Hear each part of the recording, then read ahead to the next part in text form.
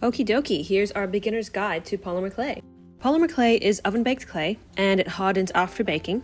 There's lots of different brands of polymer clay, but we really recommend using Sculpey Primo or Sculpey Soufflé. It's pretty much waterproof once you bake them, and so you can actually put things outside. It's not messy to work with, and it's really nice that it keeps its color after you bake it. They come in lots of different shades, and you can also mix your own colors if you want to. A ceramic tile is probably the best surface to work on, and we just got these from Bunnings. You can just pop it straight in the oven and you don't even have to worry about a baking tray. In terms of tools, you don't really need anything fancy to start off with. We've got this acrylic rolling pin that's really great as it doesn't stick to the clay. Craft knives are really great if you want to cut out any little pieces. A needle tool is great to add little details as well, but you can just use a toothpick. This is just optional, but you can also use a dotting tool to add some details. And you can also get yourself some cookie cutters to cut out some shapes if you want to.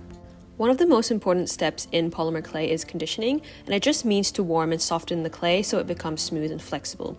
You can do this with your rolling pin, or if you have a pasta machine, you can also use your pasta machine.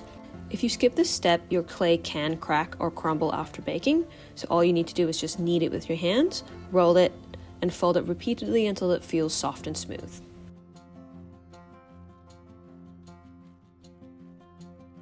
If you're just starting out, I recommend just buying a small starter pack so you can experiment with different colors before investing in larger blocks. This fairy door was done without any cutters or special molds.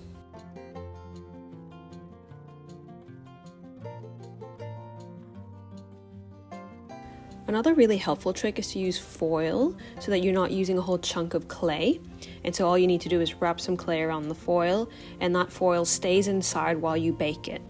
This also shortens the baking time and also saves you a lot of clay. And that's how we made our Mario gnome. When it comes to baking your clay, you can just use any regular oven. Just make sure that you're checking your clay package because the baking temperatures can be very different depending on the brand. Most polymer clay bakes at around 110 to about 130 degrees Celsius. And you can use an oven thermometer just to make sure that the temperature is accurate. To be safe, just make sure you're checking your oven every 5 minutes on that first bake that you're doing. And that's pretty much it. There's honestly endless things that you can make out of polymer clay. Definitely go on Pinterest and have a look at ideas.